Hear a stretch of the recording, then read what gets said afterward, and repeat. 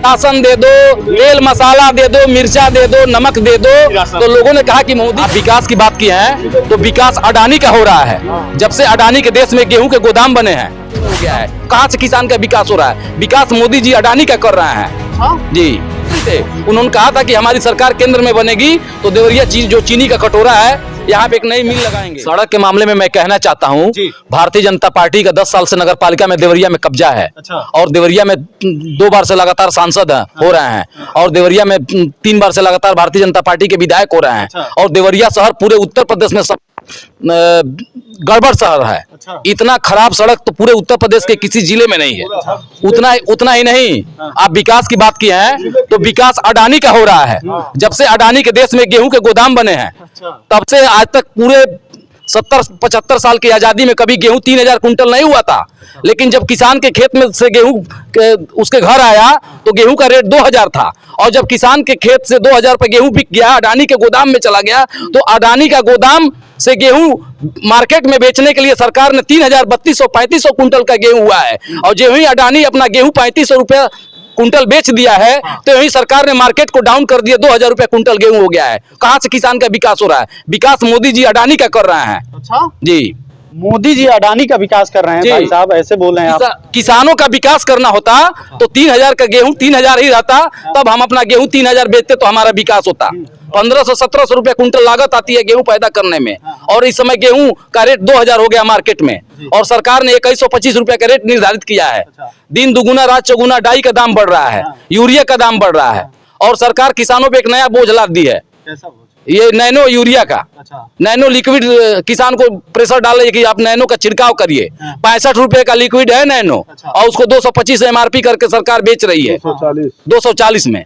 ये स्थिति है। और दूसरा कहना चाहता हूं, विकास देवरिया जनपद में 2014 से भारतीय जनता पार्टी वादा पे वादा कर रही है कि हमारी सरकार बनाइए, हम चीनी मिल लगाएंगे।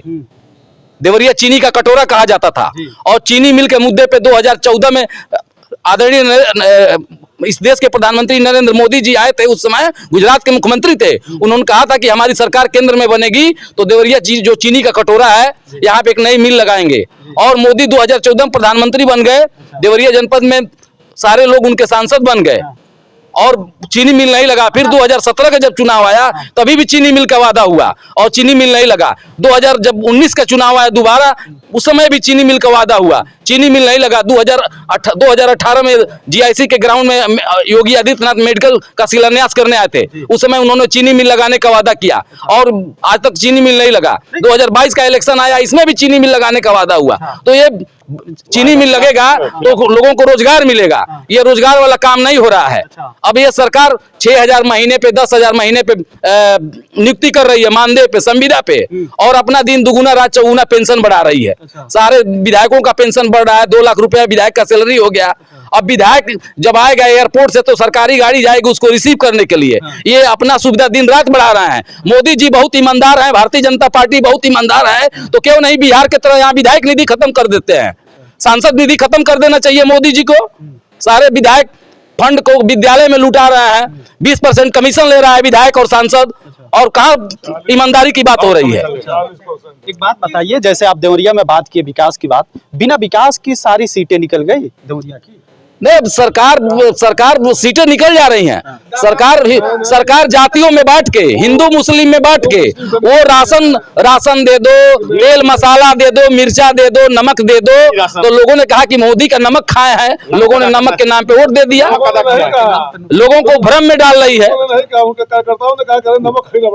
हाँ, भारतीय जनता पार्टी के कार्यकर्ताओं ने कहा, ये स्थिति है, समझिए। लेकिन लोग धीरे धीरे समझ रहे हैं। अच्छा।